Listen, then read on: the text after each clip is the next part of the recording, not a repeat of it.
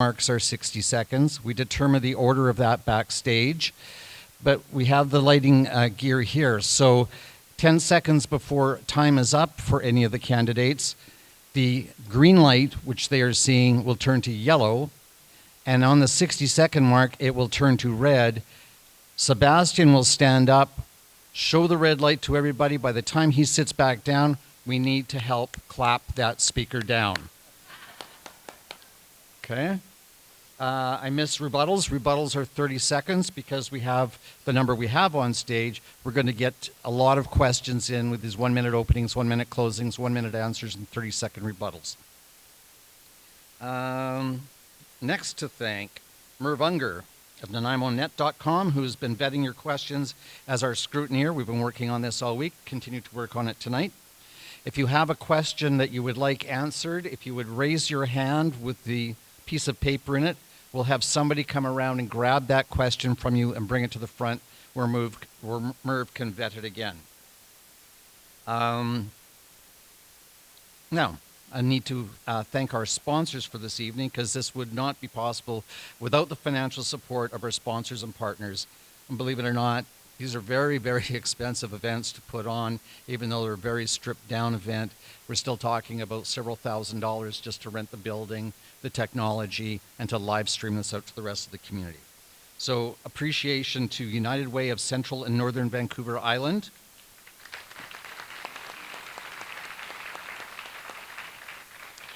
the Nanaimo and area branch of the National Association of Federal Retirees,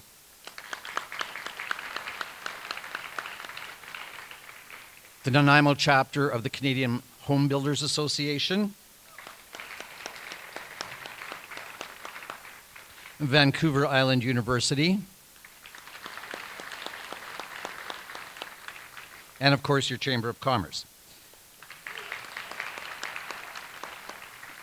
Our media sponsors deserve note as well. They include Nanaimo News Bulletin, NanaimoNet.com, Nanaimo News Now, and the Wave and Wolf radio stations.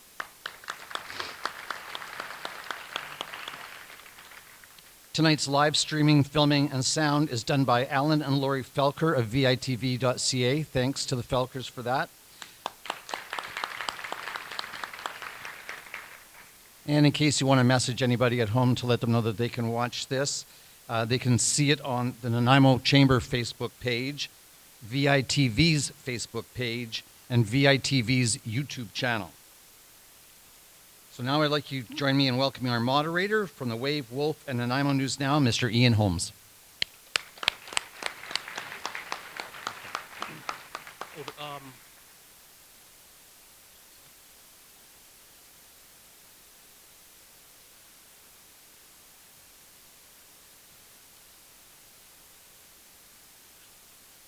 I think the questions are down there.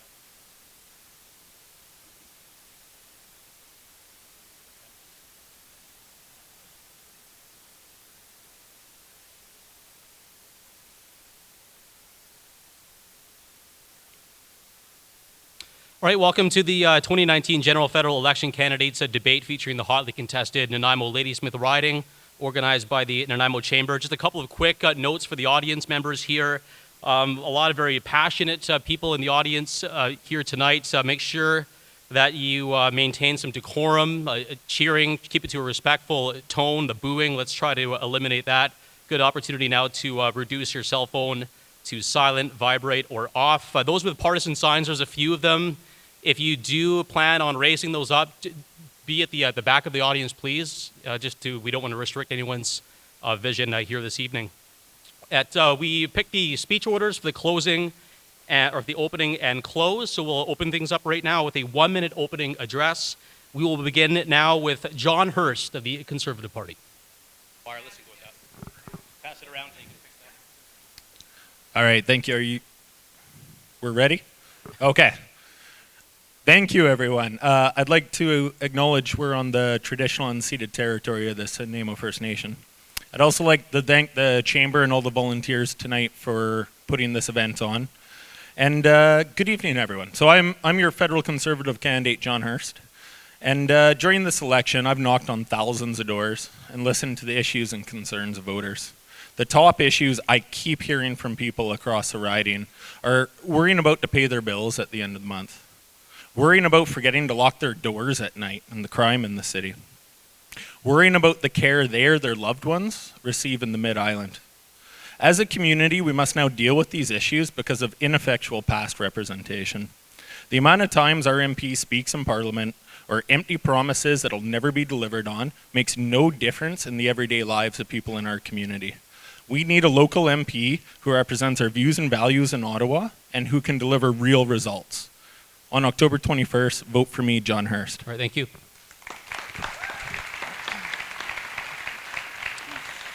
Up next, opening address, Michelle Corfield of the Liberals. To Clarke, Nanaimo, for allowing us to mamuk in your hahoti. I'm Dr. Michelle Corfield, your Liberal candidate for Nanaimo Ladysmith.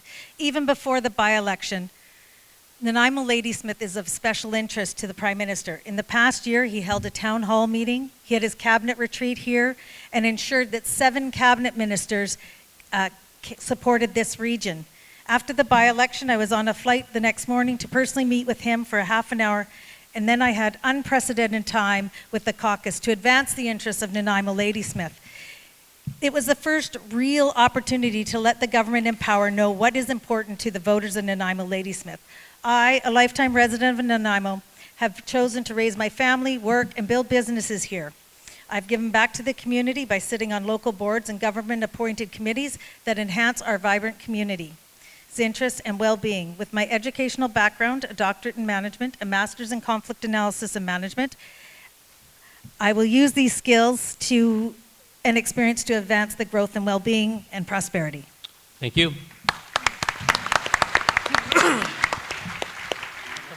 Up next, incumbent MP from the Green Party, Mr. Paul Manley.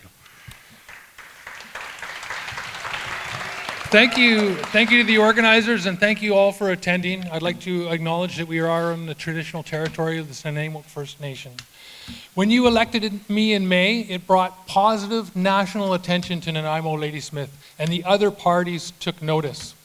We have seen other campaigns focus on negative and misleading camp attacks. I choose to focus on a positive vision for our community, for our country, and for our future. Based on what I heard from you, as your MP, I focused on affordable housing, better health care, climate change, and good paying jobs. But I only just got started. Elizabeth May has shown us what a Green MP can do. She's been voted the hardest working MP multiple times, and I intend to beat her record. I will continue to work hard across party lines to get things done for Nanaimo Ladysmith. Send me back to Ottawa. You deserve a good representative, and I will be that representative. Hello. Check. Are you sure? And here is Mr. Bob Chamberlain of the NDP with his opening address. First, I want to acknowledge that we're on the unceded territory of Nanaimo First Nation. I want to thank the Chamber for putting on and bringing the sponsors together for tonight, and each and every one of you for being here. I've knocked on many doors in Nanaimo Ladysmith, and I've heard a number of very clear things. Concern for the environment. The NDP's platform is very clear. It exceeds the Paris Agreement targets on the same timeline. Cost of living. We have also a pharmacare plan for medications for everybody. We've got a housing plan to meet the needs of the homeless and everyone in between to the wealthy. We are going to be bringing 1,500 homes here, and we have a rental tax break for people that are paying more than 30% of their income for rent. And we also have a very strong commitment for the human rights struggle of First Nations people in Canada and the United Nations Declaration on the Rights of Indigenous People. I want to thank you all for being here tonight. Thank you. Okay, and now questions that came in through the public, through the Chamber, and also through the sponsors. This will be to all candidates, but Michelle Corfield of the Liberal Party to answer this. First, these questions. You got Jennifer. Oh, sorry. Jumping the gun here. Sorry about that, Jennifer. I was blocked in your views. Jennifer Clarke, my apologies. People's Party of Canada with your opening address. Go ahead.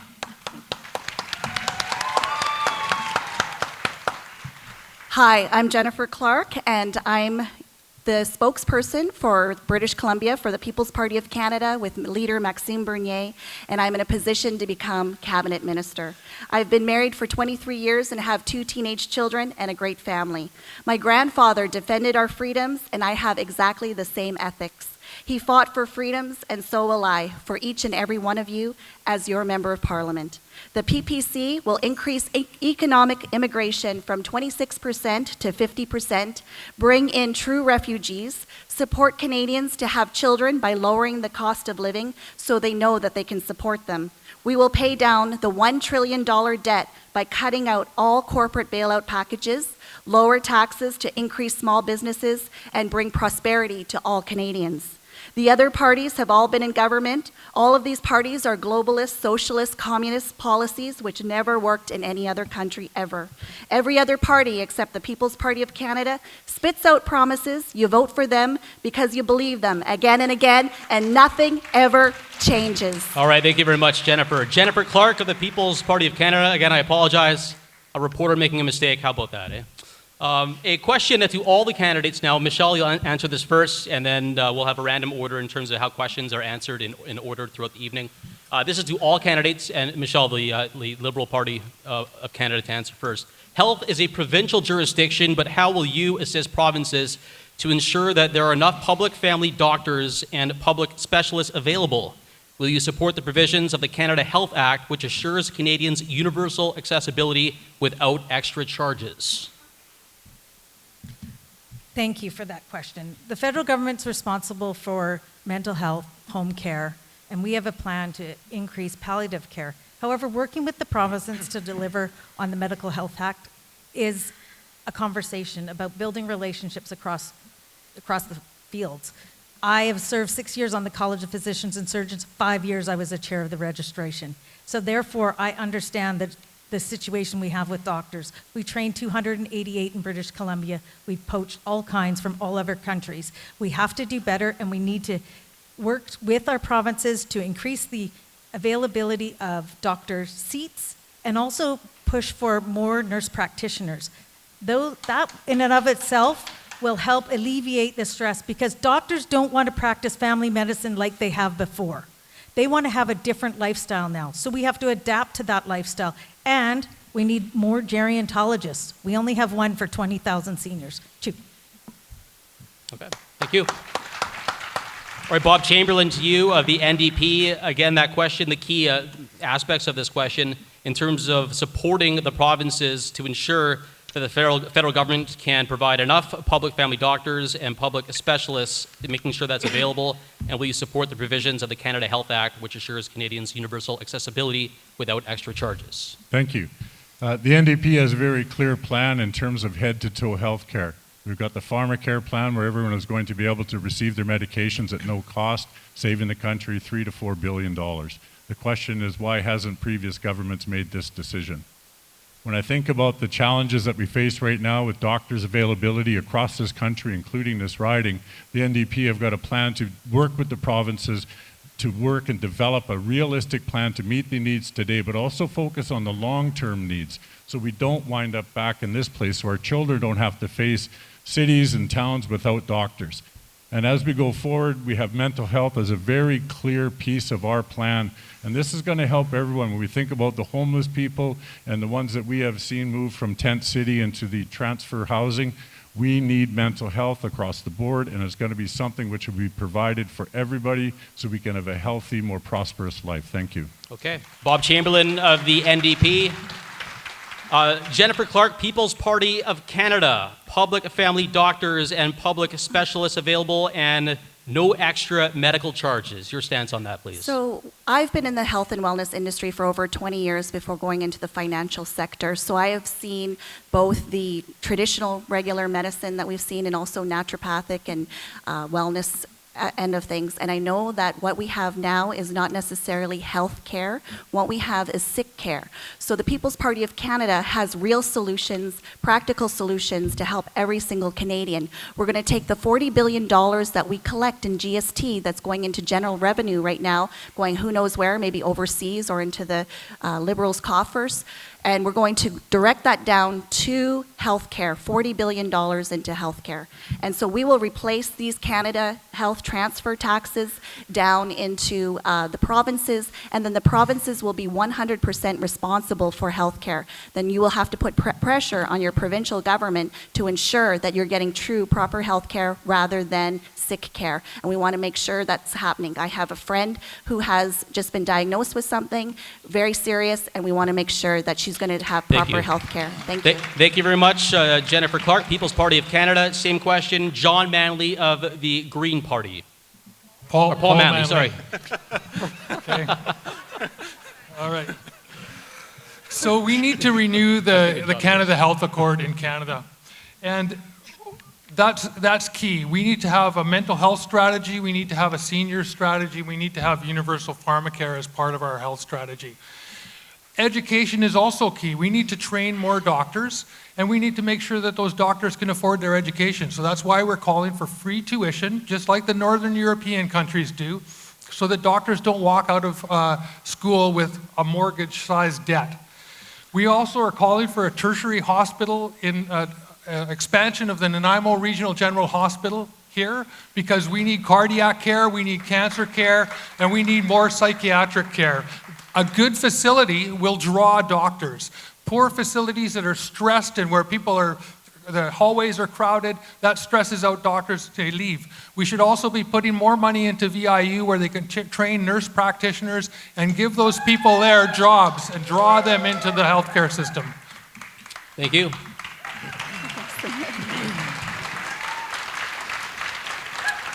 John Hirst of the Conservatives. The federal government's assisting the province with family doctors and specialists, and also ensuring that Canadians can get health care without extra charges.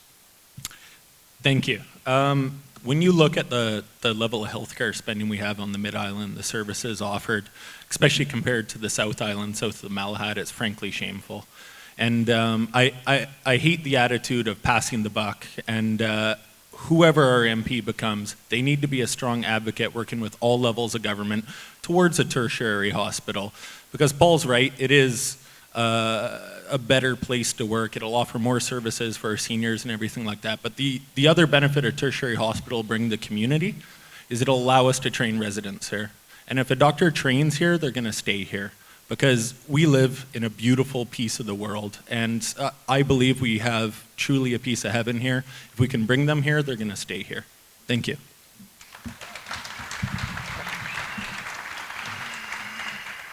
Michelle? I'm just going to rebut all these guys. One of the things that we can do as elected MPs is get behind the plan that already exists for Nanaimo Hospital. Your doctors here and your caregivers here have worked tirelessly on developing a plan for expansion for Nanaimo Hospital. The federal government has no authority to develop a hospital. A tertiary hospital is not in our world, but we can support the plan that exists. Yeah. Okay, we have a response. Bob Chamberlain had his hand up first. Bob? What we need is experience at the table. A number of years ago, the First Nation Health Council and First Nation Health Authority participated in a tripartite health transfer for First Nations people in British Columbia. I have monitored that situation very closely. I was involved in every bit of discussion holding about accountability, direction setting, and so I have experience dealing with federal, provincial governments and arriving at new needs and new paths for healthcare, and that's what I bring to the table. Paul Manley, a response? Yes, the federal government has a role to play in funding infrastructure. And there are infrastructure funds, and that's where the federal government can play a role in the expansion of the Nanaimo Regional General Hospital. We have the oldest population per capita in Canada, the largest number of seniors over the age of 75 right here in the Mid-Island region. And they have needs. Cardiac care, cancer care, all of those things have to go to Victoria and to Vancouver, and we should have that care right here in the Mid-Island. Okay. All right, the next question. This is for all candidates. Oh, we have another rebuttal. I'm sorry, Jennifer Clarke, People's Party of Canada, a rebuttal on healthcare. So right now, with the People's Party of Canada, what we're going to do is bring $40 billion directed money to healthcare and encourage the provinces to take ownership and responsibility. Our 4 principles are personal, freedom, individual responsibility, fairness, and respect. We want to make sure that those that are responsible will take perfect responsibility for it. So we're going to end the confusion over who does what and make sure that the provinces take full responsibility for healthcare and management and be accountable for the results. And we want to respect the Constitution and keep Ottawa out of meddling in our healthcare. All right, thank you. Just a reminder, just one rebuttal or response per question here. Our next question, this is in regards to finances. This is to all candidates. Most of the candidates are talking about cutting taxes while at the same time promising a lot of new expenditures if they're elected. How can the books be balanced with this approach? Okay, Bob Chamberlain, NDP, go ahead. When we consider, it's all about choices. And what we've experienced up until now is that the choices that have been made by the Liberal government and the Conservative governments. They are the ones who are responsible for the situation we find ourselves in.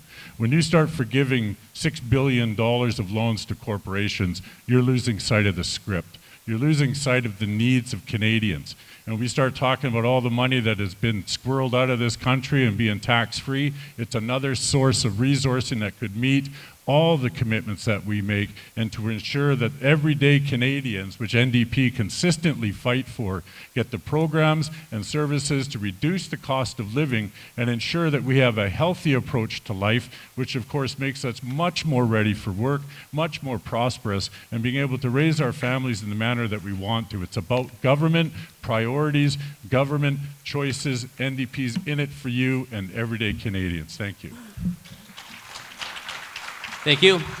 To John Hirst, the Conservative Party of Canada, that's the same question. We're hearing a lot about tax cuts, but also spending initiatives. How can we balance the books with this kind of approach? A lot of the Conservative platform pieces that have been announced hasn't been promising new spending like the $96 billion we see from our current government. A lot of the incentives we're trying to help Canadians with is by relatively modest tax cuts, by simplifying the tax code, by encouraging the right sorts of behaviors to renovate your home, to grow your business. We're going to pay for all that and balance the budget in 5 years we're going to cut foreign aid, especially to richer countries and to hostile regimes. We're going to cut corporate welfare, and we're going to simplify the tax code. Thank you. All right, thank you, John Hirst. Paul Manley, same question. Okay. We need to make sure that foreign corporations that operate in our country pay their fair share of taxes. Currently, that's not happening. We need to make sure that we have a wealth tax on the richest Canadians, and so that we're taxing the billionaires properly, because they're using the resources, they're using the infrastructure that we have in this country to gain that wealth. We have a platform that's been costed, and the Institute of Fiscal Studies that's run by Kevin Page said this about our platform. The Green Party has an ambitious agenda with significant resources set aside for pharmacare, education, infrastructure, the environment, and to address the challenging elements of Canada's history, i.e. The Truth and Reconciliation. The platform is ambitious relative to the platforms of other parties. Where they were concerned was that we wouldn't be able to get the foreign corporations to pay their fair share, and we wouldn't be able to stop people from offshoring their wealth. We're going to stop that. Okay, we're going to make sure people pay their fair share. Thank you very much, Paul Manley. To Jennifer Clarke, People's Party of Canada. The People's Party of Canada has the best economic platform for all Canadians. We're approaching a $1 trillion debt here in Canada by 2040 because of these consecutive governments. And so we have the only economic platform to reduce our debt, to balance our budget within 2 years, to get rid of this complete incompetence that the Trudeau Liberals have proven, where the budget doesn't just balance itself. Thank you very much, Justin. Even as the world economy has solid growth, the Canadian government budget deficit has exploded. How is this possible? We have the greatest resources on earth. Even after the Liberal government admitted to blowing up the budget deficit to $18.1 billion in 2018, only months later it turned out that deficit had increased by another 44% beyond that.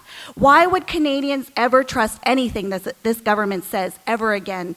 All Canadians can understand basic math, and the Liberals just earned a failing grade. We're getting rid of all corporate welfare, all corporate subsidies, and we're going to be able to cut our debt down. Thank you. Thank you very much. And for Michelle Corfield of the Liberal Party, just a quick refresher on this question. A lot of talk about cutting taxes, but also new spending initiatives. How do you make the books balanced with this kind of approach? Well, the Liberal Party has invested in Canadians. That's the number one priority. Anyone in Canada will agree that our infrastructure had not been invested in for a long time. This government took the initiative to invest in our infrastructure. You see it right here in Nanaimo, you see it in Ladysmith. Investing in local projects creates local jobs. And when you keep those jobs right here, you spend the money right here. So we've invested in local communities, we've invested in national infrastructure projects, and we've also invested in you as Canadians, lifted 900,000 children up out of poverty.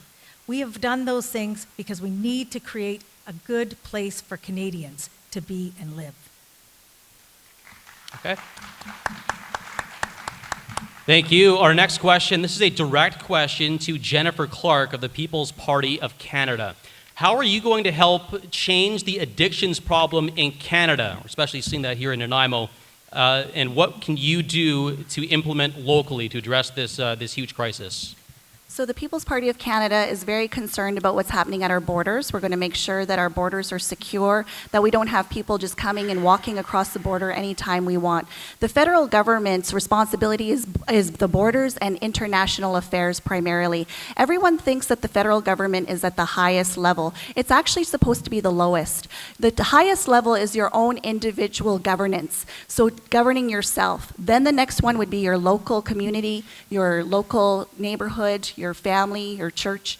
That's the next highest. So that's where we want to put the responsibility on our local community for regards to the addiction, and also make sure that the fentanyl and the drugs aren't coming across the border. Then the next level after that would be our cities or municipal, and then provincial, and federal should be the lowest level of government. And so we're going to make sure that our borders are tight and secure, and we're going to make sure that these international foreign entities aren't coming in, doing money laundering and bringing in drugs to support their financial gain. Thank you. Okay, we have some rebuttals here. I believe John Hirst, you had your hand up first from the Conservative Party. Go ahead.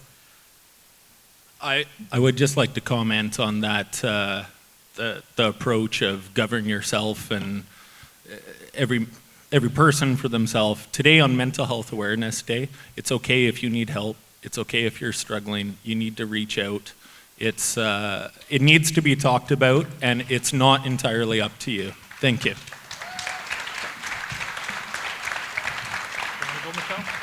Okay. Yeah. Rebuttal, Paul Manley of the Green Party. Go ahead. Well, the war on drugs has been a failure. Oh, sorry. The war on drugs has been a failure, and we can't keep drugs out of prison. They're manufacturing fentanyl in China and India and other places. How are we going to keep that out of our ports if we can't keep it out of prisons?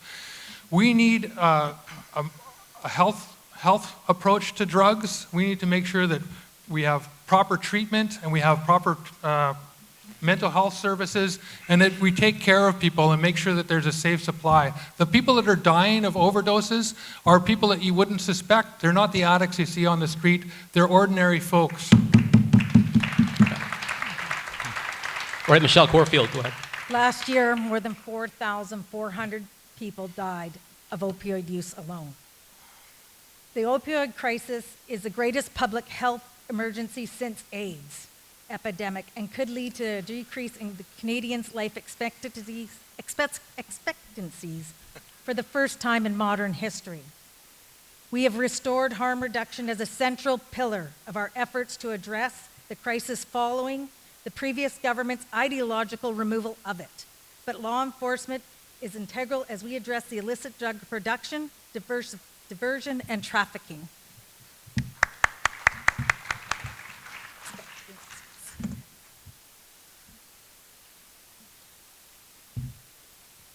Okay, we have our next question here. No, This. I had a rebuttal.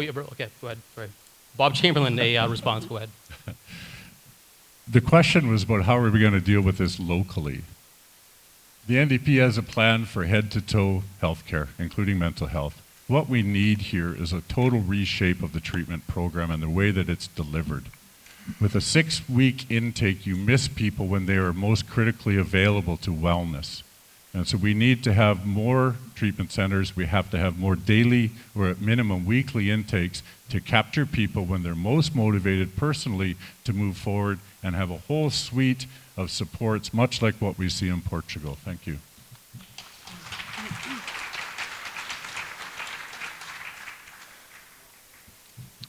Did you respond, or did you have a response already before, Jennifer? I believe you did. Am I allowed? No. Oh, no. Okay. Right. Okay, next question, a direct one to Paul Manley of the Green Party. Given that Canada plans on bringing approximately 350,000 immigrants, refugees to the country, how does your party intend on balancing existing housing shortages in large communities across the country? Well, we need to deal with the housing crisis, and we need to get the federal government back into housing. So in the 1960s and 70s, the federal government had purpose-built rentals as part of an incentive program for developers and builders. So they incentivized building purpose-built rentals as part of market housing. They also would put money into co-ops, and they've cut all of these programs. So the federal government has got to get back into the housing game, and they're slowly starting to do that. But we've reached a crisis, and we need to take care of people here. We have a need for workers, and we have an aging demographic, and we need workers in Canada. So we need doctors, and we bring in doctors as immigrants. We need workers in all kinds of fields, and they come here as immigrants. And immigrants serve this country well. If you're not Indigenous, you are an immigrant or an ancestor of immigrants.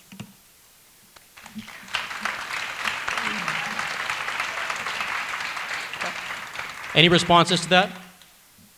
Jennifer Clarke, go ahead. All of these other parties have a UN Compact on Migration, so they're wanting 1.15 million immigrants to come into Canada the next 3 years. The Greens have a higher number, 450,000 plus. And so with the People's Party of Canada, we're actually going to lower that number back to sustainable numbers to 150,000 per year, and 50% of that will be economic migrants, and the other 50% are truly the most persecuted refugees and the people in the most impoverished nations. So that's how we're going to deal with that. Thank you. Any other responses to immigration and refugees coming to Canada and how that relates to our housing supply? Bob, anything beyond that, or just Bob here? Okay, that's it. What?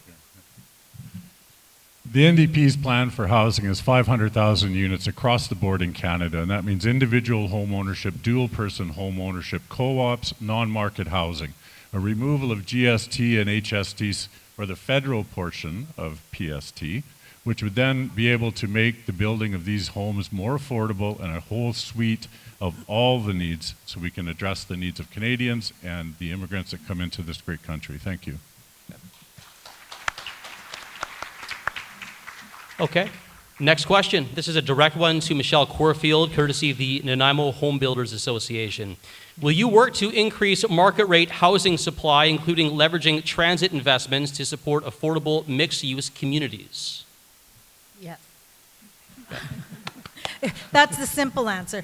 We have to supply housing across the spectrum. We have to create housing that my children, your children can afford to purchase. We have to get back to making sure that people can afford to buy houses. We have to have rentals, but we can't do just one, rentals or just buying homes. We have to make sure we have a whole suite.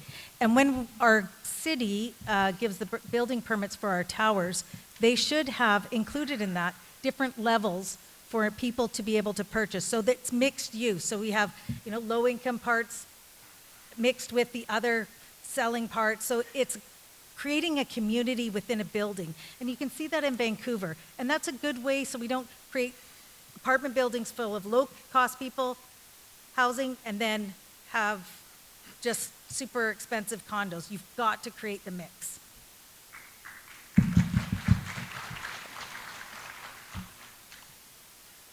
Okay, Jennifer Clarke, you had your hand up first. Go ahead.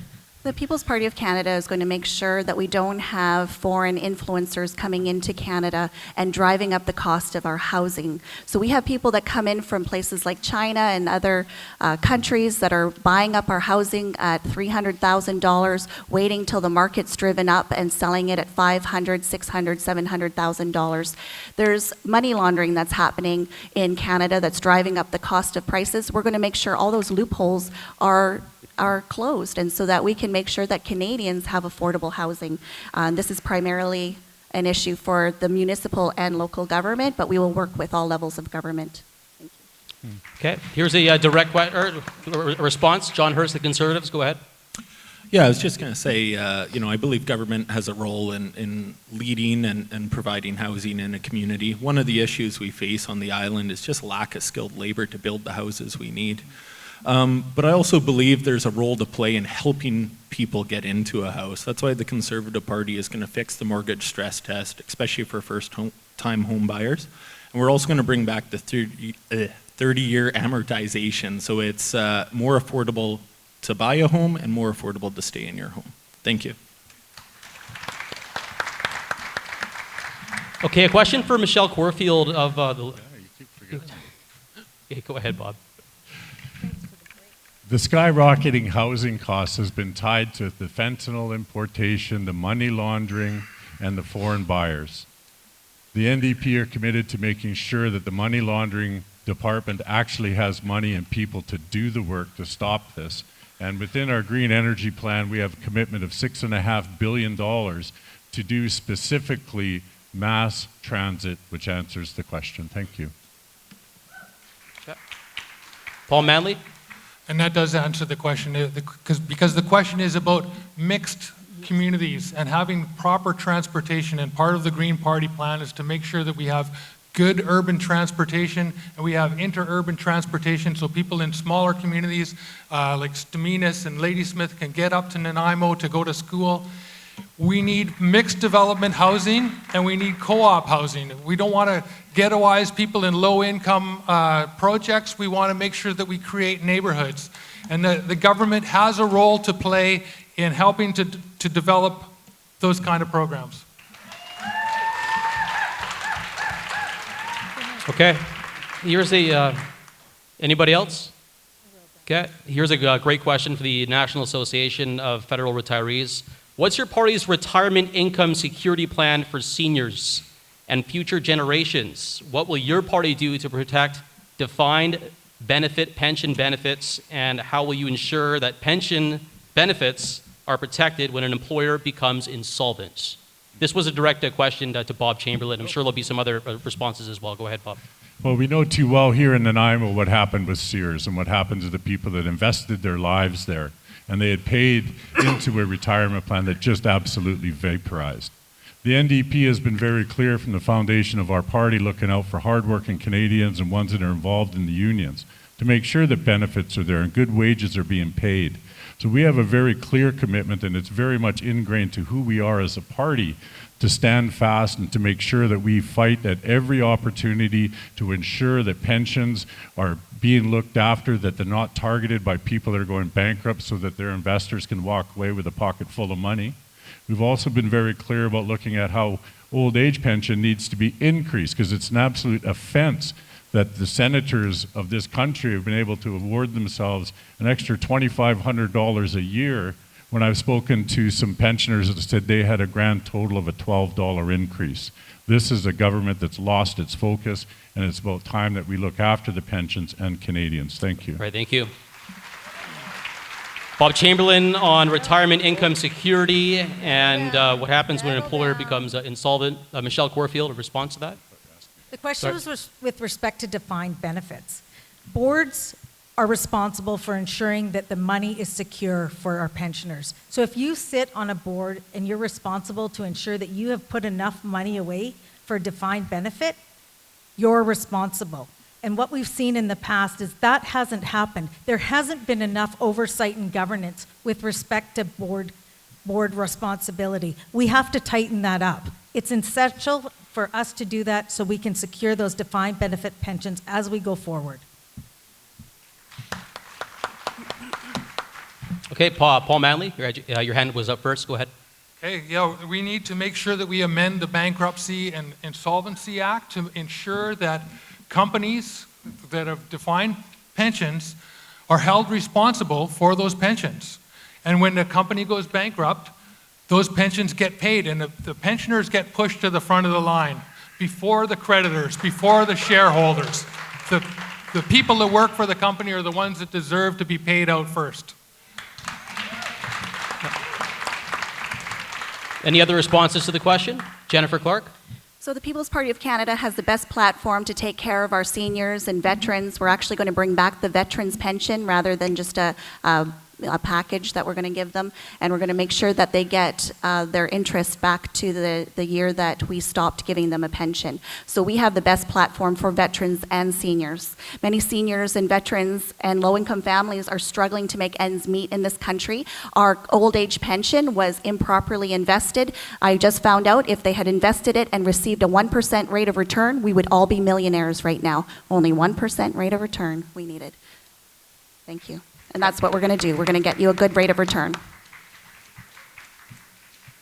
Anything else on income security or employers, what happens when they become insolvent in terms of pensions? Anything else on that? Nope. We'll move to our next topic here. Another one from the National Association of Federal Retirees. An important question here. How will your party ensure that ill and injured veterans can achieve financial, physical, and emotional well-being, and that veterans have adequate access to services and appropriate pension and benefits coverage? This is to all candidates. Up first for this one will be Paul Manley of the Green Party. Okay. So we need to honor and respect those people who've gotten up and served our country. We need to respect our veterans. And we're not doing that right now. We need to change the Veterans Charter and make sure that they have a plan that covers them for life. We've heard enough from the veterans saying that the current plan, the way it was changed by the Harper government and has remained the same under the Liberals, does not work for them. We have homeless veterans in this community. And I got up and spoke about that in Parliament. We have veterans who are living out in the woods around Mount Benson. These are people who have PTSD, who served our country and deserve better. So we need to stand up for our veterans and ensure that their pensions are taken care of, that their disabilities are handled properly, and that they are respected the way that they need to be respected. They've served our country. Okay. Same question to Mr. Bob Chamberlain of the NDP. Okay. Thank you. When it comes to people that are veterans, I want you to know that my younger sisters, I believe they're the first First Nation women twins in the armed forces. Very proud of them. They're both career girls. They've done amazingly well with their lives.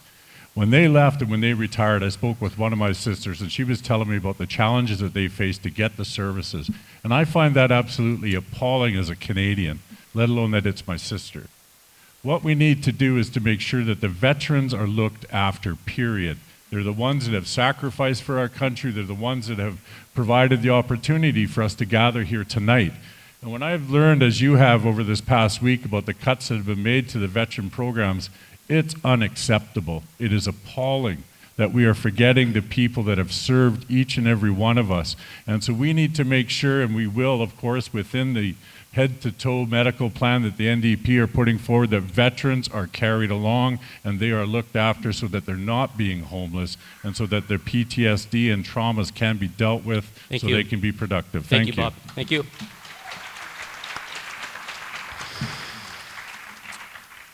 Jennifer Clarke, People's Party of Canada. So my grandfather fought in World War II, has 16 bullet holes in his body, catastrophic wounds, never received $1 of veterans benefits or disability. He worked for the Department of National Defense his entire life. My uncle and my aunt are both in CSIS, and they are diplomats as well for the Canadian military. My heart is for the veterans. Our platform, we all are the only ones that have a platform for veterans. I was talking to a veteran who was a military police officer. He has 7 injuries. It took him 1.5 years to be able to get through all the paperwork to get one $18,000 payout. That's unacceptable. We're going to make sure that all the veterans are taken care of, and that, like Trudeau said, you're asking for too much more than we can give. No, they are not asking for more than we can give, because we're not going to be giving any foreign aid anymore unless it's emergency or natural disaster. We're going to make sure that our veterans and seniors are taken care of at home and our debt is paid down, so we're not leaving this enormous $1 trillion debt to our children and grandchildren anymore. Thank you. And we'll fight for our freedoms. Thank you. Jennifer Clarke, People's Party of Canada. Same question to Michelle Corfield. Ill and injured veterans, ensuring we have appropriate pension and benefits coverage. Veterans are a federal responsibility, and we owe it to our veterans to take care of them. We have opened up 9 veteran services across the country that were closed by the Harper government. We are working diligently to support our veterans, but understanding that the veterans services have to extend throughout the country, and we have to have agreements with all the provinces to be able to provide services for them. I've just visited in Italy and seen our veterans' war memorial there. And I have deep respect for anyone that has served our country.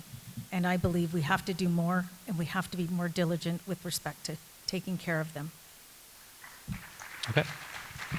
Lastly, Mr. John Hirst of the Conservative Party. Thank you.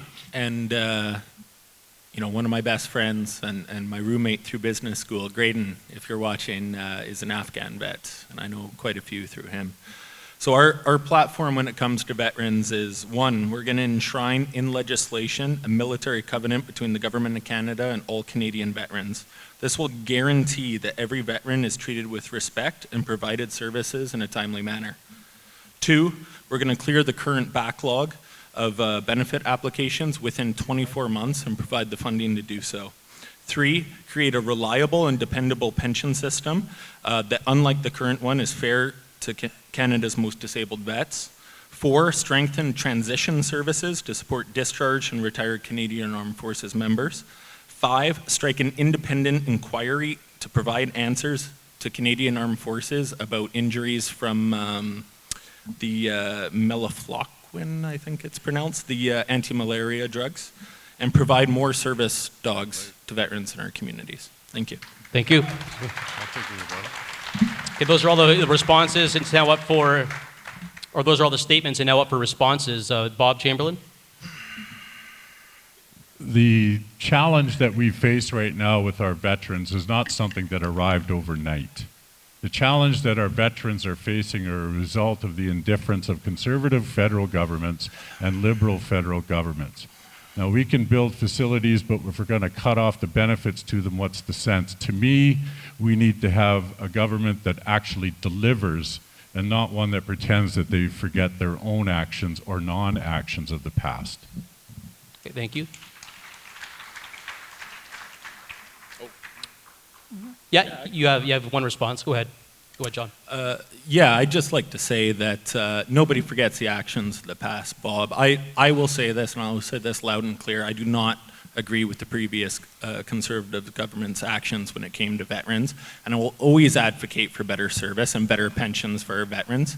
And that's what we need out of a representative who represents our values, who is going to support our veterans. Thank you. Okay, this is a direct question to Mr. Manley. I am an energy worker. I'm very worried about you getting elected again and advocating for my job to be banished. Will the Green Party stand up for energy workers or abandon us? We will absolutely stand up for energy workers. We're going to follow the just transition for coal energy workers and communities that was established for shutting down coal mines and coal-fired generation, and that was a government-funded project where they went around and they talked to all the different communities. Energy workers are skilled workers, and they have transferable skills. So you take an organization like Iron and Earth, which is working with, it's actually former energy workers, and they are working on training, and they're working with companies like Suncor and Enbridge to train those workers to do solar farms, geothermal, wind. All of the skills that they have are transferable skills and can be used in other areas. We're going to have a huge skill shortage for electricians. 22,000 electricians we need in this country. So no worker will be left behind in our climate plan. No community will be left behind. Okay. All right, John, you'll go ahead, but just in the interest of time, we want to get through more material here. So for every topic that we cover, just one rebuttal or response, please, so we can really keep things going. We have a lot more questions to get to, so go ahead. So as a former energy worker and Red Seal rig technician, I don't believe you, Paul. 80% of government job transitions fail. You're expecting people who have worked for decades and built up very, very particular skills that do not translate well, and I will tell you that personally. And you expect them to transition to a whole new career, start a whole new apprenticeship, start a whole new field of working, and it's not going to affect their families? No way. Okay. I have a rebuttal, but I'm not allowed to speak it, just so you know. Yeah, we just to move things a little bit quicker, Bob, I hope you understand. Fairness for everybody, it's just one rebuttal for each. Here's one rebuttal total for each topic, okay? Moving forward here. I want to rebut the next question. Okay. Here's for all candidates. Here's an issue that's had a high profile here locally, but it's fallen under the radar the last little while here. Federal public servants in Nanaimo and across the country have been living with incorrect and missing pay, sometimes no pay at all, for more than 3 years because of the maligned Phoenix payroll system.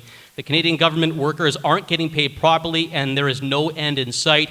If you were elected to represent Nanaimo in Ottawa, what will you do to fix Phoenix and to support federal public servants and their families who live in Nanaimo? Around 520 federal workers in the Nanaimo area impacted by this Phoenix payroll system debacle. This is to all candidates. Jennifer Clarke, go ahead.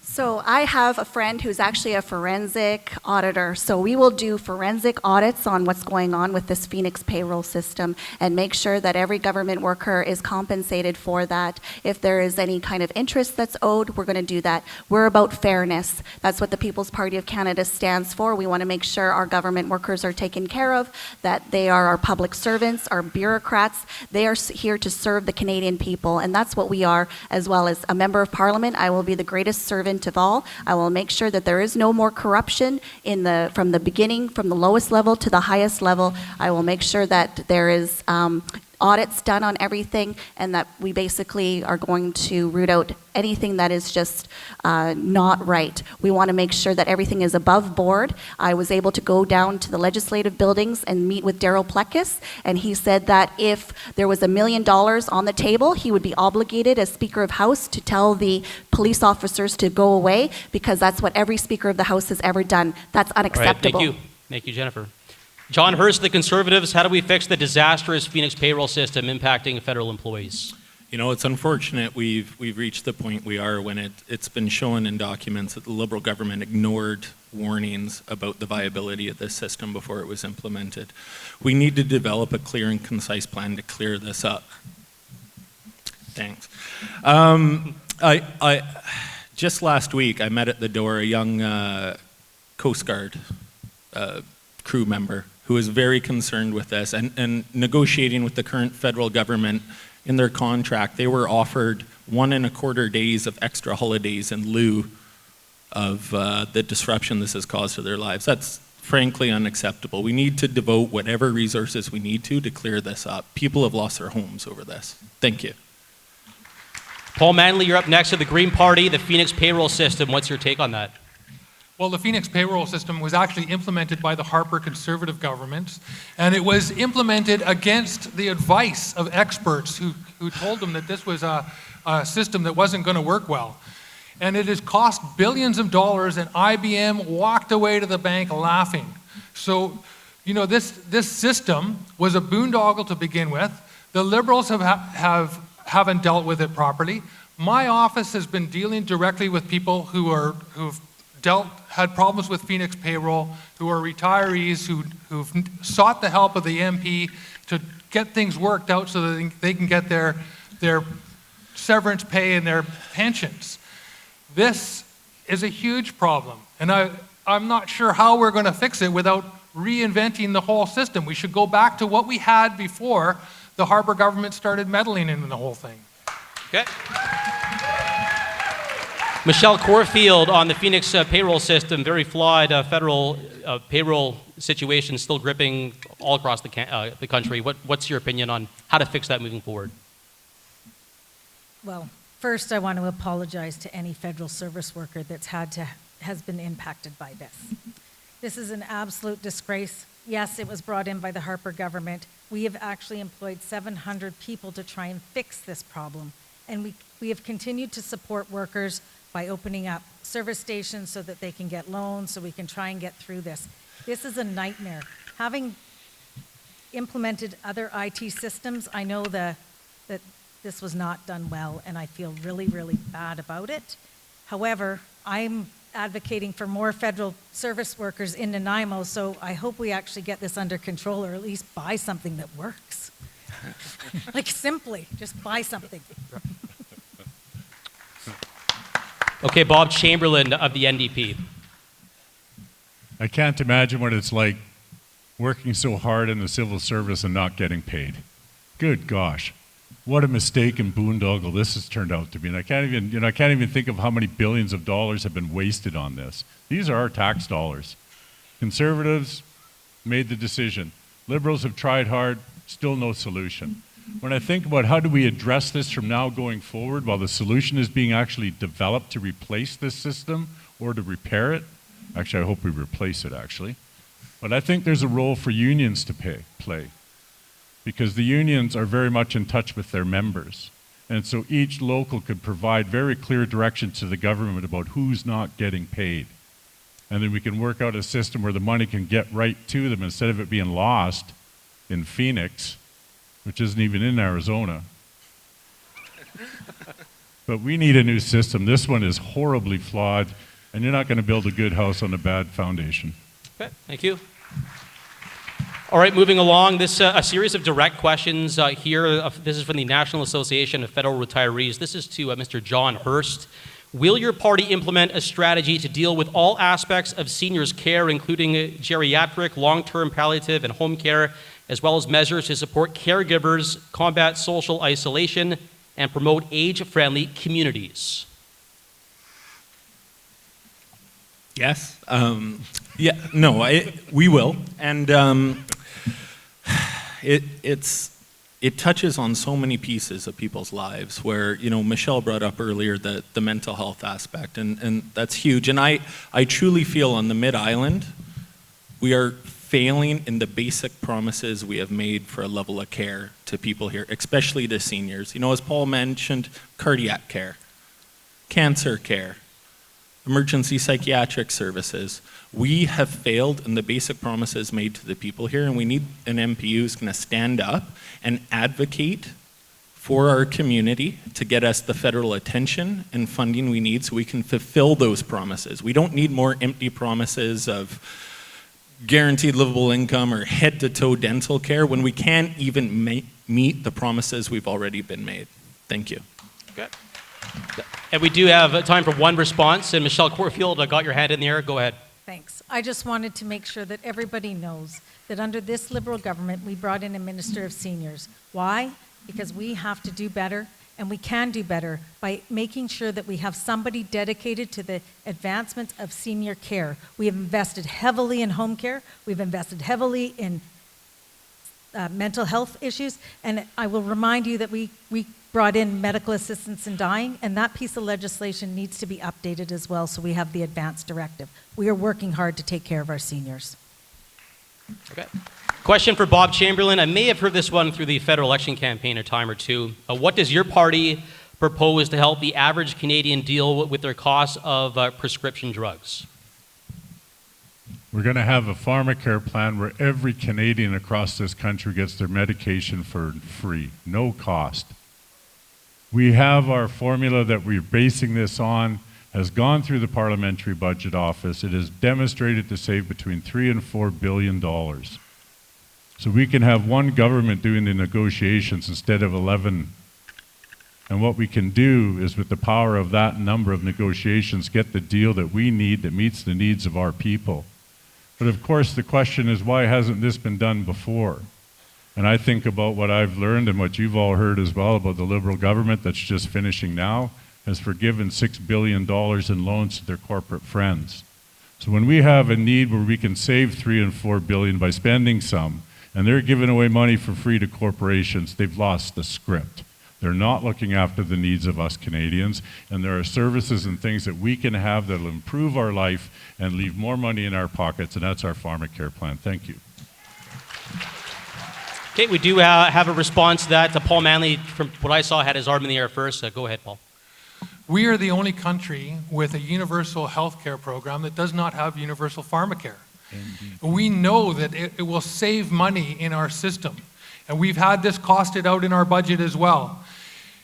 When seniors visit the emergency ward, 50% of the time it's related to their medication, and that is costing the system a lot of money. If seniors cannot afford, and other people cannot afford their medication, they end up going to the hospital. They end up in a hospital bed, and the whole system gets more expensive.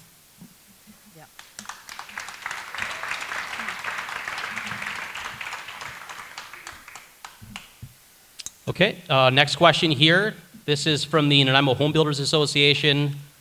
This is to Paul Manley. Will you work to adjust the stress test to better align it with current market conditions? Yes, I will. I think the stress test makes it really hard on first-time home buyers and young home buyers. And our market is skewed right now. And it's skewed because we've had, like Bob was saying, fentanyl money coming into this country, gaming money, like illegal money laundering that's been done in this country, and a lot of speculation on our real estate.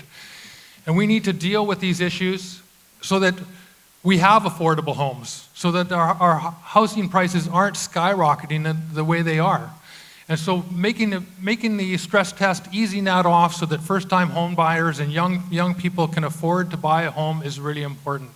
We also need to make sure that we have affordable places for people to rent. And homeowners who rent and have to pay a mortgage, they need to pay that mortgage. So it's affected everybody.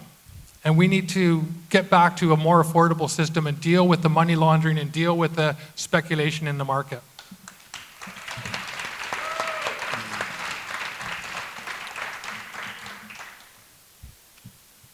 Any responses to that at all? I had my hand up. I don't know. Okay, go ahead, Bob. Sure you don't want to ask someone? Well, Jennifer, you want an opportunity to speak? Sure. A direct question hasn't been asked your way in a little while. If you'd like to speak to that. No? Which one? Do you want me to respond to this? Would you have a response? Yeah, I did. You do? Okay, Bob, go ahead. The stress test. The stress test is certainly one of the things that's going to be an impediment for people buying a home, so it needs to be revisited without question. The plan that we have for affordable housing includes dual purchase, so two people can come together and buy a home. We will move that through to make sure that it's available for more people to make the investments they need for housing. And with the removal of GST and the provincial portion of the HST, or the federal portion of the provincial, it'll help make money available. And we have a rental subsidy for people that are paying more than 30% of their income, up to $5,000 a year. Thank you. Okay, direct question here for Michelle Corfield of the Liberal Party. Do you support investing in a permanent renovation tax credit using the EnerGuide rating system to address emissions in the existing housing market? This courtesy of the Nanaimo Home Builders Association. Michelle. Yes, and it's a part of our platform to invest in that exact thing. So we have to find ways to reduce our greenhouse gas emissions, and by retrofitting your homes to be more effective and efficient for energy is one of the things that we're doing right now. We're rolling out a strategy to do that and implement it, I guess, October 22nd. Okay, Bob had a response to that first. Go ahead. Within our green energy plan, the NDP has a commitment for $2.5 billion so housing can be retrofitted to make sure that they are energy efficient. And so this way we can not only reduce greenhouse gas emissions, but a more efficient use of the energy that's being consumed, and of course the improvement in the housing stock that people have invested their lives in through mortgages. Thank you. Okay, a question for Paul Manley of the Green Party. Your campaign, this is from the Canadian Alliance of British Pensioners. Your campaign offices have been made aware that British pensioners living in Canada are not indexed when living outside of the UK. If elected, what efforts will you take to get the Canadian government more active in seeking a resolution to this policy that's estimated to cost the Canadian economy close to $1 billion every year? Yes, we need to pressure the British government to make sure that the pensioners who are living in Canada who have pensions due to them are paid. This is a diplomatic issue. This is something that we need to work on at the foreign policy level, but it's ridiculous to have people who should be getting their British pensions not receiving their pension here. So this is something that we would work on. We're well aware of the problem. It's existed for a while, and it needs to be dealt with. Okay.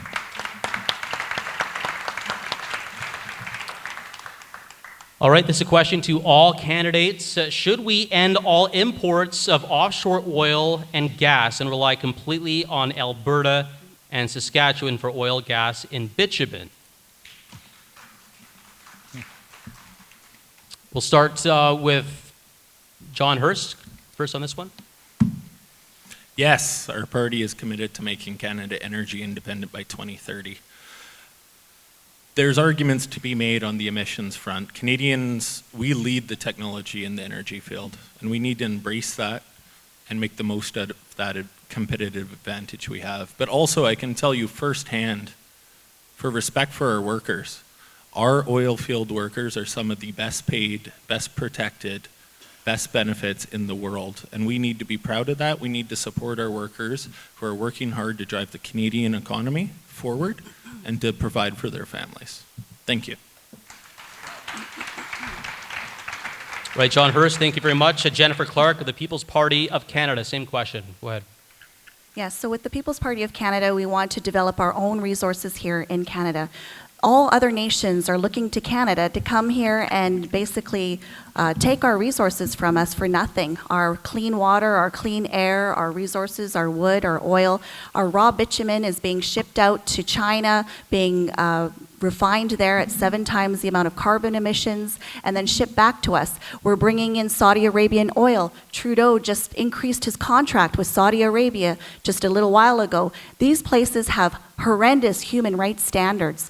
We have the highest human rights standards in all the world, and very high environmental standards. So we need to be developing our own resources right here in Canada, increasing jobs in the lumber industry and in the oil and gas industry and in every area, because we can't do reactionary consumerism. They're trying to redistribute wealth, redistribute our resources, and cause migrants to come in with open borders and take up all our resources. We need to protect Canada. Thank you. Okay, Paul Manley of the Green Party.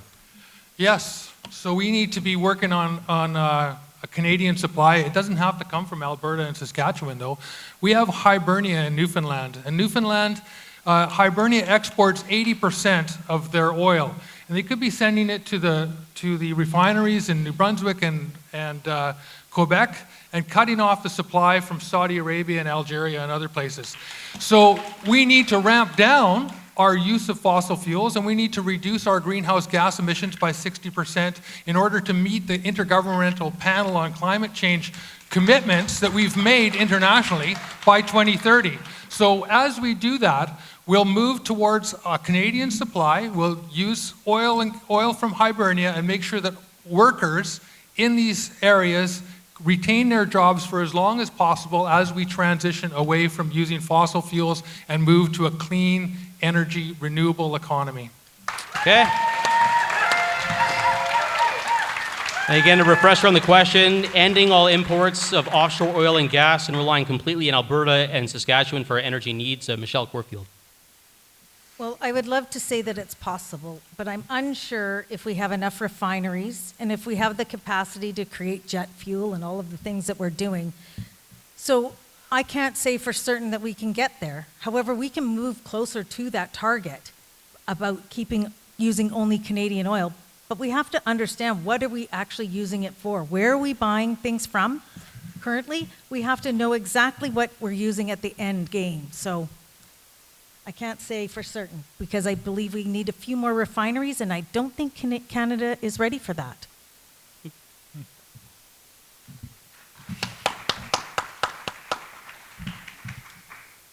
Okay, Jennifer Clarke, People's Party of Canada. Oh, I already answered the question, but basically sorry. that's okay. So with the People's Party of Canada, like I said, Did you we're going already, to develop respond? our resources. Sorry. but, yeah. My mistake, And Bob I Chamberlain. can- You're up. Sorry. Losing track here. I'm right here, guy. Yeah. Right here. go ahead. I've heard loud and clear in this riding, just like we've heard loud and clear across this country. We need to invest in green, renewable, alternative energy, period.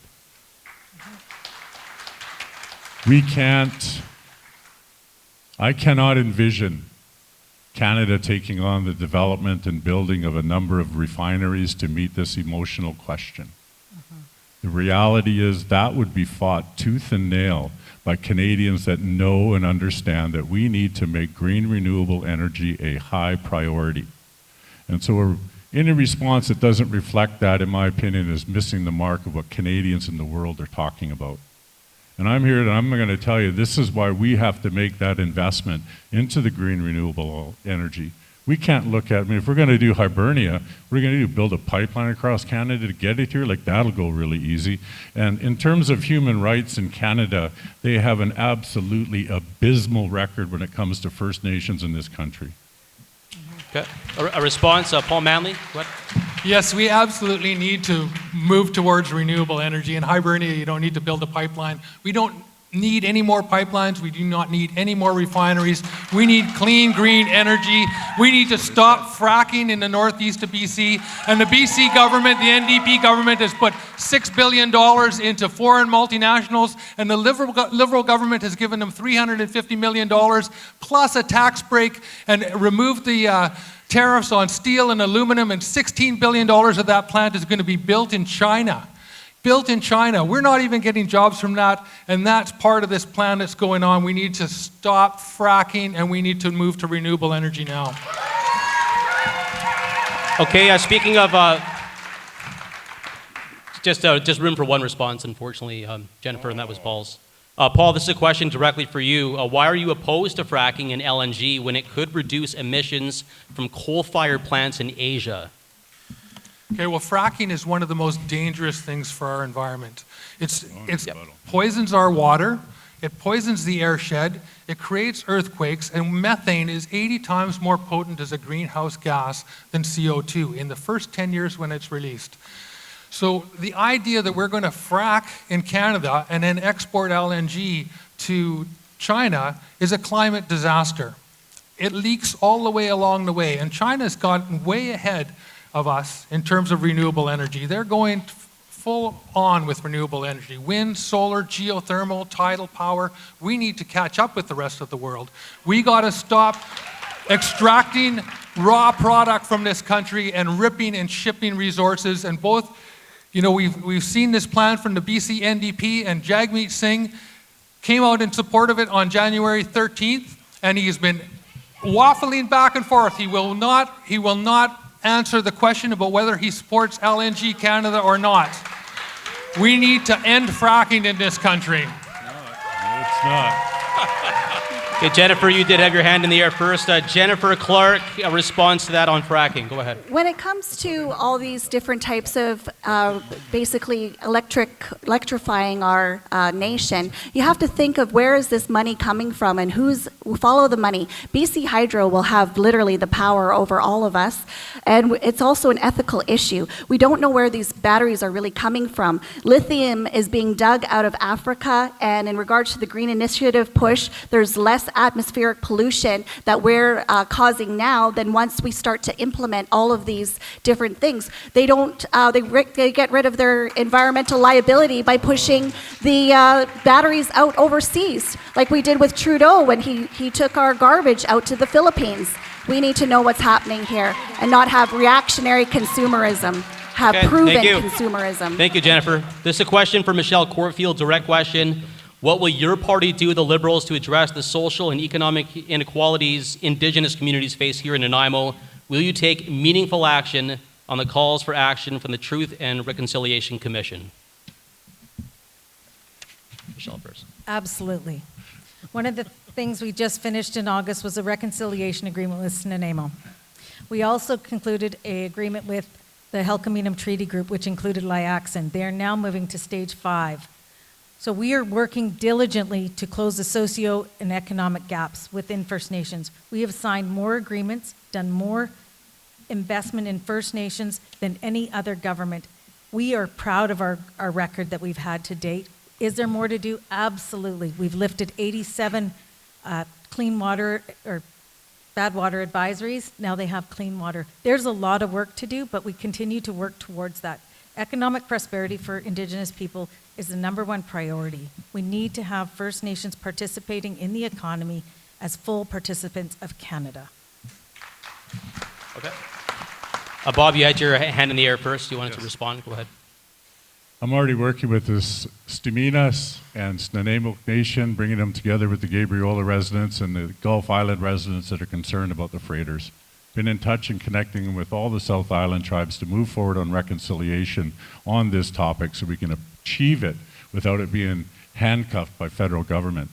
Now, in terms of where we need to be, I've been a chief for 14 years. Our community had a 10-year do not consume order, and I've managed to rebuild the entire village, federal, provincial, industry. I've got the experience. Okay, Jennifer, go ahead, Jennifer Clarke, go ahead. So the People's Party of Canada government is the only one that is saying that we're going to withdraw from the Indian Act, which is paternalistic and quite racist. None of these other parties are saying that. We're going to make sure that they're not dependent on the federal government, and we're going to make sure that they can grow their own businesses and flourish and thrive and have abundant life. That's what we want to do for the First Nations. We want to make sure that there's people that are trained to keep the water supply clean and pure, not just implement water treatment plants and then leave them without actually skilled workers to continue to provide that for them. Thank you. Okay, thanks a lot. And just a note here, that was an extra response that Jennifer Clarke had the opportunity to make. There haven't been very many direct questions for her, so in the name of fairness, I thought the opportunity for you to add an extra response was warranted, so that's why that took place there. A question for Michelle Corfield. This is a direct question. Interesting one. What action is your party planning to stop the many offshore internet and telephone scams that are harassing Canadians, many of these funneled through Ontario? Wow. I didn't think I'd hit that one today now, did I? I believe we're working diligently to tackle the internet freedom, I guess is what I would say. We have all kinds of companies working within Canada, and they're not monitored. We're behind the time in Canada, and I say this all over the place. When I teach, I say we're about 10 years behind in our technology to be able to address the concerns that we have. So I know we have to invest in this. I know we have to investigate this. I know our RCMP are working towards this, but it's not perfect, and we are behind the time. So we're working on it. Okay. It's a bad answer, but it's the only one I got. Yeah. All right, Jennifer Clarke, go ahead. The People's Party of Canada has a platform to deregulate CRTC, which will open up the telecommunications and basically have more cell phone companies that you can choose from, internet companies. Right now we have 3 major cell phone companies, and they're basically a monopoly. So we want to open up the free market. That's what our platform is all about, with the economy and making sure there's competitiveness, innovation, and that the people dictate, the Canadian people dictate who the winners and losers sponsors are and not the Canadian government by propping them up with subsidies. Thank you. Here's a direct question to Paul Manley of the Green Party. Nice variety of questions coming in later here in the evening. I have a Green Party sign in my window. What material is it made of? Well, it's plastic and it's going on 3 tours old now. So, I reuse all my signs. I've reused them all. And it's an unfortunate thing. I actually find that the signs are unsightly.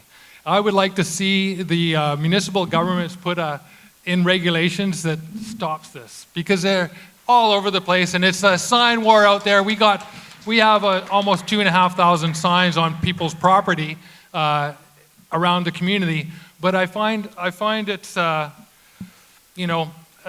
it is unsightly, and plastic is recyclable. These are Coroplast signs, and I have reused them, and now they say re-elect Paul Manley on them. And next time around, I'll use them again, saying re-elect Paul Manley.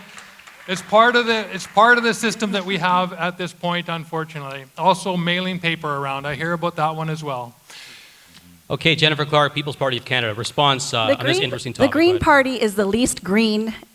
We are the most green, the People's Party of Canada. We are the most environmentally friendly. What has Paul actually done in half a year of being in office and as a member of Parliament? I've actually, personally, in the summer, helped rescue thousands of salmon fry with my bare hands. I've been a tree planter, planting tens of thousands of trees. I've actually helped get rid of invasive plants by broom busting. We are people of action. We are people who don't react and have reactionary consumerism like they have. We actually look for proven consumerism, and we're not going to have the fast ferry fiasco with their electric ferries and their electric airplanes. Thank you. We have a direct question here for Bob Chamberlain of the NDP. A key plank in the federal NDP platform is the creation of 500,000 non-marketed housing units across the country. Mm-hmm. How are you going to pay for that? When we think about, and I've mentioned this already, we talk about the forgiveness of billions of dollars of loans from the existing Liberal government, and they're mirroring what the Conservative government has accomplished as well. It's about the priorities that the federal government makes.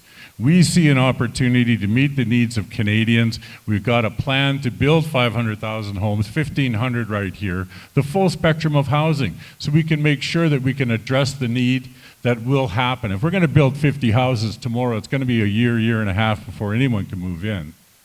And so what we've got in plan is a rental subsidy for people that are paying more than 30% of their income in rent. They can qualify for this program and be up to $5,000 reimbursed over the year. And this is another way that we're seeing a plan to put money or leave money in the pockets of Canadians, which will improve their lives and it will improve the economy. Okay. Thank you. We do have a quick response here. Paul Manley of the Green Party. Go ahead. Sure, we need to make sure that non-market housing is also built to be at the top level of energy efficiency. When we have social housing, we need to make sure that tax dollars don't continue to be wasted in energy costs. And so we need zero-emission buildings when we build these, and we need to make sure that people don't have high energy costs when they're living in them. So that's part of our key plan. We're going to build 40,000 or 25,000 units per year for the next 10 years and refurbish 15,000 units per year for the next 10 years. Okay, it's a question now to Liberal and Conservative candidates here. Currently, any individual who owes a collectible debt to Canadian student loans is charged interest of prime plus 3%. What measures is your party going to put in place to ease the unnecessary debt burden forced upon those who choose to pursue higher education? And this is to Michelle Corfield, John Hirst. John, go ahead, you're ready. Lucky me. We haven't addressed that officially in our party. My personal beliefs on it are student loans are a shackle a lot of students carry throughout their early adult lives. And if we make it easier for those people to get ahead, it helps us in the economy. It helps them get into the housing market. It helps them start families. It helps them participate in our economy. So I would be in favor of advocating for that on a personal level. Thank you. Okay, and it was also addressed to Michelle Corfield as well, so go ahead, Michelle. All right. As a person who had a significant amount of debt after my PhD, I can understand the pain of students that they feel when they graduate with another huge amount of debt. The government has already reduced the interest rate. We have doubled the grant portion of the student loan federally. We have now put forward our platform to have no student pay back their loan until they reach an earning power of $25,000. We are also committed to increasing the student grant loan portion again to help students and also give them 6 months interest-free between the time that they graduate until after, which only if they make over $25,000. That's how we're helping students now. It's an important part of what we're doing in our platform, so supporting students. Okay. All right, Paul Manley, go ahead. I pay 2.69% on my mortgage, 2.69%. Student debt is at prime, which is 3% plus 2.5%.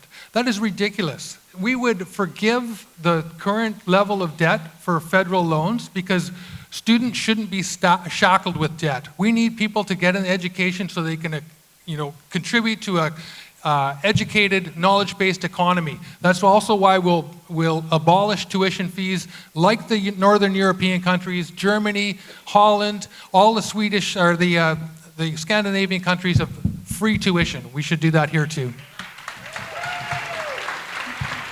Okay. Jennifer Clarke, go ahead. The People's Party of Canada platform is the best economic platform. We're getting rid of all corporate welfare, all foreign funding except for environmental or natural disasters, and we're going to be there for the people to be able to prosper. We're going to lower food costs by phasing out supply management over the next 5 years, so you're going to see a carton of eggs similar to the prices of the United States, 99 cents for a carton of eggs, $1.99 for a gallon of milk. We're going to deregulate CRTC, so your cell phone costs are going to come down, your internet costs are going to come down, your Wi-Fi, everything. So the cost of living is going to drop dramatically for students as well. Thank you. Thank you. All right, last question of the night. This is to all candidates. Do you really think Canada will be better without pipelines? Bob Chamberlain, go ahead. Get to do a rebuttal like everyone else does? Oh, is it? Okay. I'm trying to remember what the last question was. The NDP's plan is to remove all federal interest from loans today. We also have a plan to move towards full grants because we don't think that our students should be at the beginning of their career shackled with crippling debt. And I don't think starting to pay a student loan at $25,000 is fair because I think that's right in and around the poverty level, and I'm not sure that that's an answer for our students that are entering into the workforce. Okay, thank you, Bob. Okay, last question of the evening for all candidates, and then we'll get to closing remarks before we wrap things up here this evening. Do you really think Canada will be better without pipelines? Bob Chamberlain of the NDP, go ahead. Absolutely. We've heard loud and clear across this country, all around this riding, green, renewable, alternative energy, period. I can't imagine that the government collects about $3 billion in student loan interest and then turns around and spends that on a pipeline and then forgives businesses or corporations to the tune of $6 billion. That does not make sense. We are not going to meet energy targets by building a pipeline. We have to invest in renewable energy now. We have a plan from the NDP that meets the Paris Agreement targets. It exceeds it by 8.4%. And it is on the timeline that is there within the Paris Agreement. And in terms of LNG, which seems to be a really nice fairy tale that keeps being told about the NDP are clear. No federal subsidies, fossil fuel industries, and if you do your homework, you'll see LNG as a fossil fuel. Thank you. Okay, thanks, Bob Chamberlain. Will Canada be better off without pipelines? John Hirst of the Conservative Party of Canada. No, I don't believe it would be. And I tell this story. Thank you. When our pipeline got delayed, what did we see our neighbors over in Alberta do? The NDP government in Alberta. They decided to subsidize rail. So we didn't stop the oil from flowing. We stopped it from flowing in the most safe way possible. It scares me what would happen if we had a train derailment in the Fraser Canyon, right? That's what we're talking about. We're talking about risk mitigation. We're talking about managing it in the safest way possible, and that's what I believe in. Thank you. Paul Manley of the Green Party. Well, we definitely don't need any more new pipelines, especially to be shipping off raw product. You know, why are we shipping raw bitumen or raw crude anywhere? Why does that make any sense?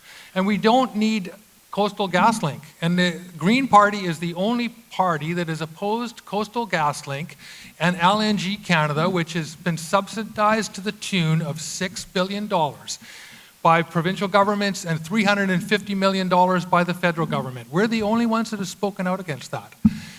LNG Canada is not Canadian. It's 5 foreign multinationals. 3 of them are state-owned. The plant is going to be built. The steel tariffs and aluminum tariffs were lifted so that the plant will be built in China. $16 billion worth of that project is going to be built by Chinese workers using Chinese steel and Chinese aluminum. There isn't even jobs for this for Canadians. So Coastal GasLink is a project that we oppose fully, and we are the only party calling for a ban on fracking and opposing that project. Okay, thank you. Thank you, John Manley. Michelle Corfield, do you think Canada would be better off without pipelines? Well, I would like to say yes, but I don't know. I can honestly say I don't know, because I don't know the risks associated with that. I know moving bitumen by rail is the most dangerous way we can move bitumen in British Columbia. Our salmon streams are worth more than that. And I've traveled by rail, and I've talked about infrastructure investment. That's the exact infrastructure we need to invest in, our rail system. I also believe a 70-year-old pipe that's being used right now is more dangerous than a new pipe with new technology. So I say that because I don't want to keep using a 70-year-old pipe. I don't want those risks to my friends and my communities. This is a risk mitigation strategy. You want to know why we had to buy that? There was too many risks for everybody else. First Nations actually have to be consulted and accommodated with this. And that's what is going on right now. And I'm actually proud of the work that we're doing with respect to IMAC. Chew. And lastly, Jennifer Clarke, People's Party of Canada. Is Canada better off without pipelines? I think that Canada still needs the pipelines because we are going into a reactionary type of consumerism with all this electrification of the entire nation. We're putting our interests into the hands of BC Hydro and into foreign entities that don't have our best interests at heart or our best interests in mind. Look at the ideologies that they're bringing into our country, and look at the fact that this is not an ethical solution.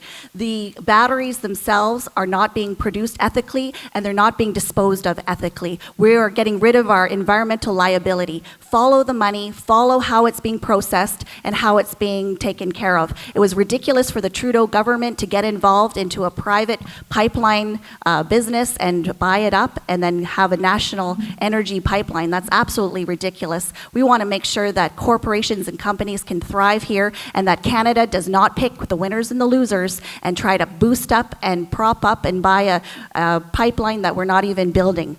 So I agree with being able to have open enterprise and free markets here in Canada. Thank you. Okay, I'll open up the floor here to rebuttals to all the candidates, you guys. Looks like there's a lot of interest. John Hirst, I'll start with you. Go ahead.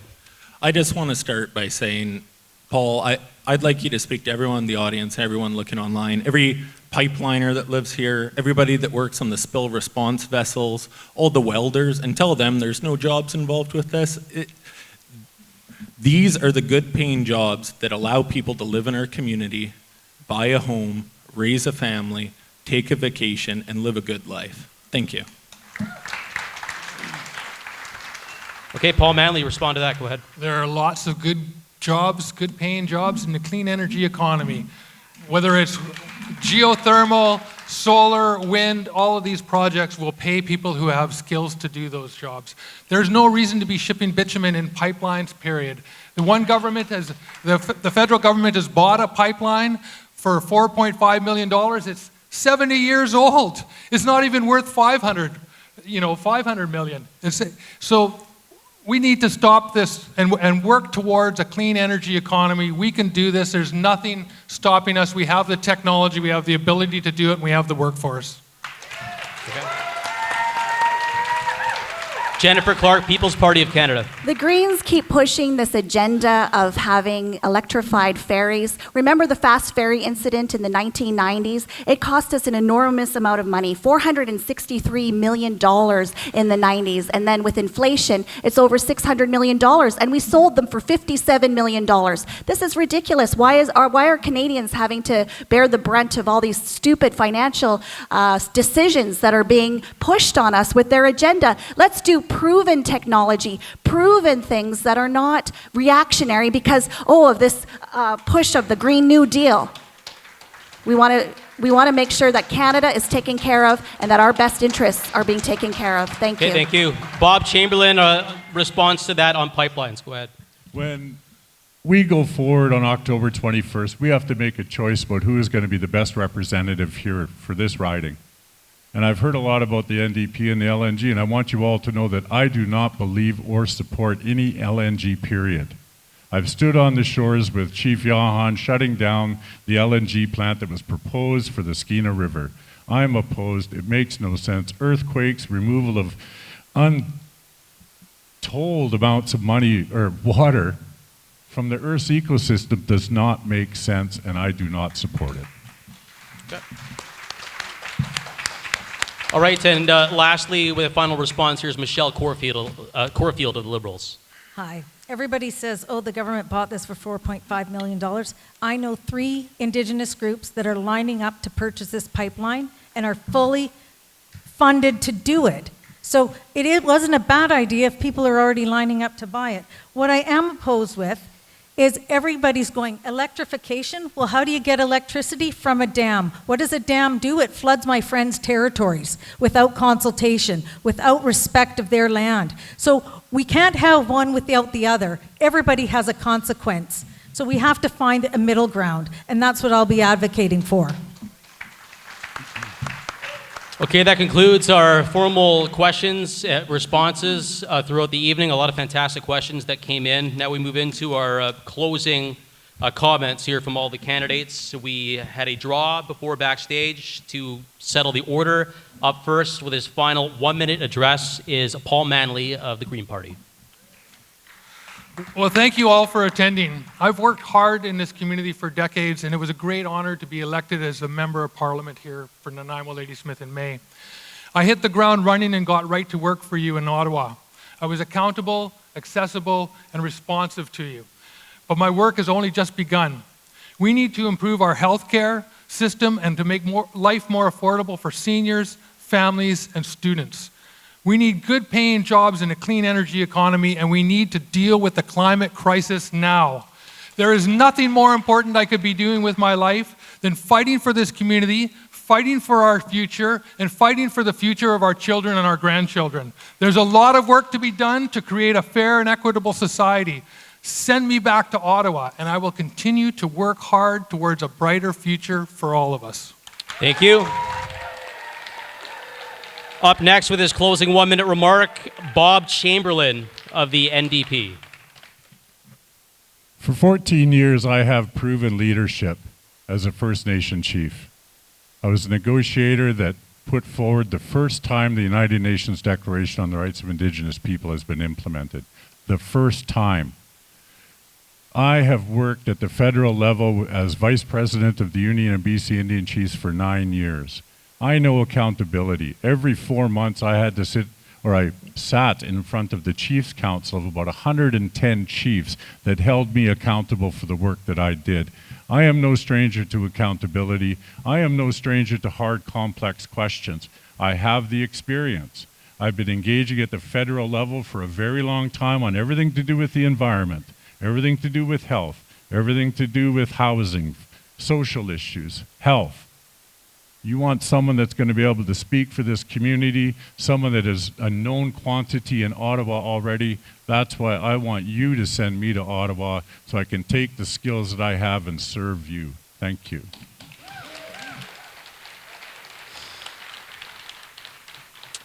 Okay, in conclusion now, here's Jennifer Clarke, People's Party of Canada.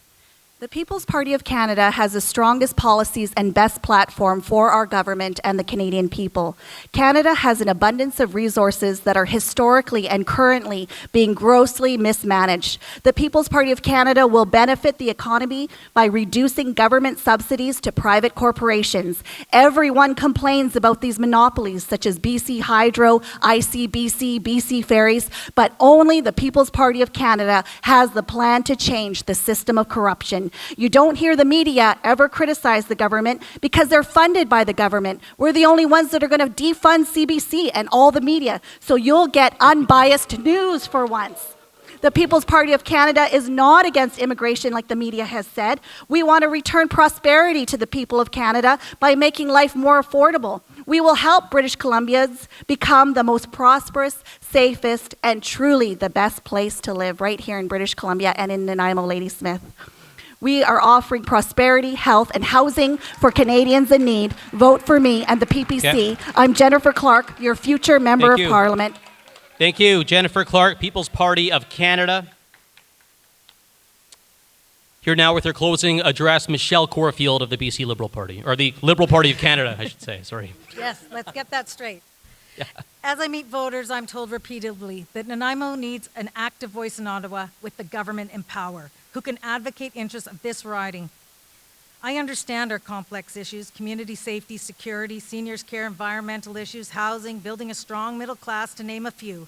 And I've worked hard for this region to make a difference. I'm an experienced negotiator, facilitator with the federal, provincial, and municipal governments. My work includes securing $46.2 million from the federal government for the Port of Nanaimo expansion, a $100 million project.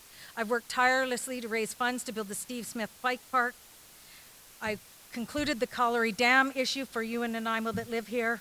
These are only some of the life work experiences I bring to the table that will benefit you in this riding. If I'm elected MP for this riding, I will have a seat at the table with the decision makers, and I will be able to advocate strongly for our issues. We need a strong, competent voice that can get things done in Ottawa that ensures Nanaimo Ladysmith receives its fair share of federal investments to support our community. I want to say I lost a very close person today, and if I seemed enthusiastic, it's because that person meant the life to me. And I want you all to know he built the Steve Smith Bike Park, and I'm honoring him by sitting here. And I want you to honor him as well.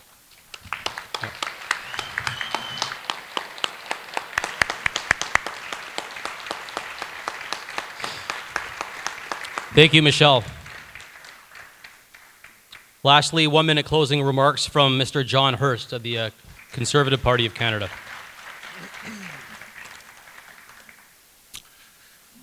First, I think we owe our thanks to the Chamber and all the volunteers who helped put on this event. So could we give them a round of applause, please?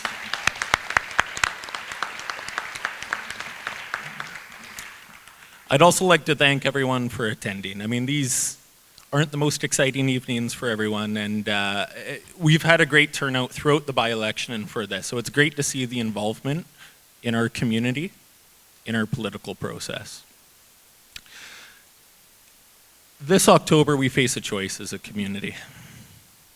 Do we elect an MP who, for all their good intentions, cannot deliver us anything, no real results, cannot make a difference in our daily lives? Or do we elect an MP who can have a seat at the table, who can get us the things we need for our community so we can actually better the lives of people in our community? I can be that MP. So what I'm asking is on October 21st, you vote for me, John Hirst. Thank you.